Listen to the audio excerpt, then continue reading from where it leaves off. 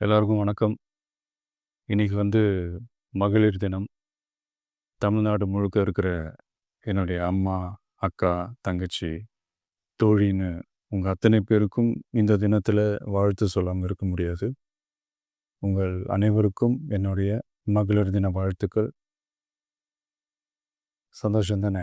பாதுகாப்பா இருந்தா தானே சந்தோஷத்த உணர முடியும். அப்படி எந்த பாதுகாப்பும் இல்லாதப்போ, இன்செக்யூரிட்டியா இருக்கிறப்போ, எந்த சந்தோஷமும் இருக்காது தானே!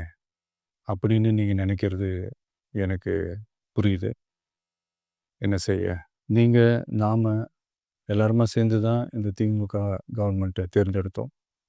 ஆனா, அவங்க எப்படி நம்மள ஏமாத்துவாங்கன்னு இப்ப தானே தெரியுது.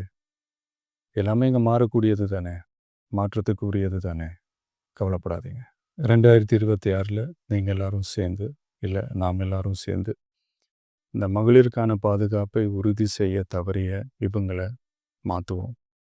அதுக்கு இந்த மகளிர் தினமான இன்னைக்கு நாம் எல்லாருமா சேர்ந்து உறுதியேற்போம். ஒன்று மட்டும் சொல்கிறேன், எல்லா சூழ்நிலையிலும் உங்களுடைய ஒரு மகனா, அண்ணனா, தம்பியா, தோழனா உங்களோட நான் நிற்பேன். நன்றி, வணக்கம்.